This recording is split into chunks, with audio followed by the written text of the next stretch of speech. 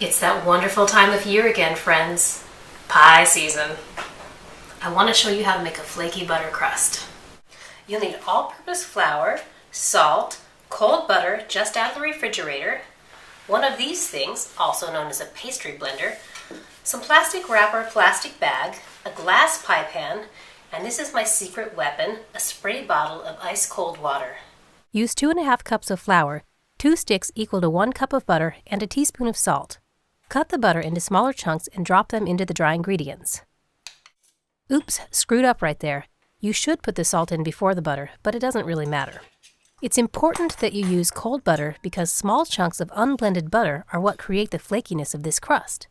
Blend the pastry until it resembles a course meal. That looks good. Now start adding cold water with your spray bottle. Wet the surface of the dough, turn it, and spray some more. Again, I'm using ice-cold water because I want the butter to stay solid. Continue to add water until the dough starts sticking to itself. Like this. Go easy with the water now, just spray the part that's still powdery. You've added enough water when the dough can be pressed into a ball that will hold together. This looks good. Now divide the dough roughly into 2 parts and press each into a ball. Do not knead the dough. That would ruin the flakiness you just worked so hard for. At this point, you can refrigerate the dough and work with it later if you like. But I'm making a pie, so let's roll. I like to use a plastic bag as a surface for rolling out pie crust. It makes it easy to transfer the dough to a pie pan. Cut a bag open with scissors, spray the counter with a little water, and smooth the bag down. You can obviously use plastic wrap for this, but that's not how I roll. Flour the bag just like you would any other surface. Gently press your dough ball down, pinching together any large cracks that form.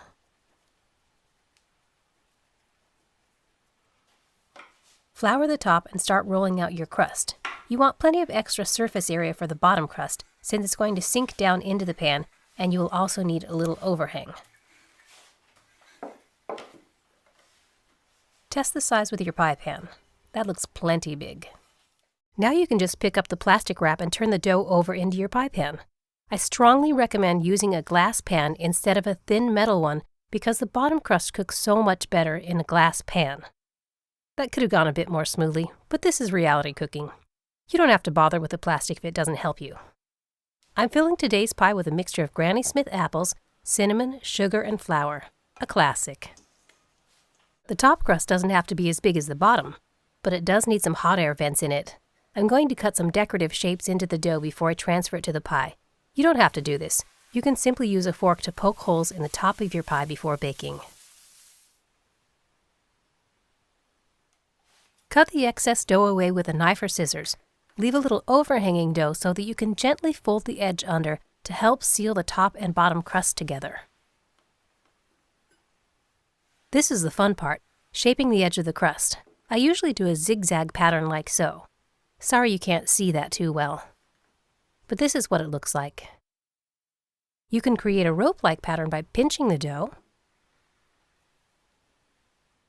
or you can go with the old standby, a forked edge. I normally choose just one pattern, but I wanted to show you some easy options. You can use some of the extra dough to embellish your pie. I'm making some leaf shapes to complement the vents I cut into the top crust. You can sprinkle some sugar on top to give the pie a little sparkle. Isn't that pretty? Let's bake it. An apple pie should bake at around 400 degrees for about an hour. Beautiful. You can see how flaky the crust is. Even the bottom crust is nicely browned. Sorry you can't taste this delicious apple pie. Guess you'll have to make your own. Happy pie season!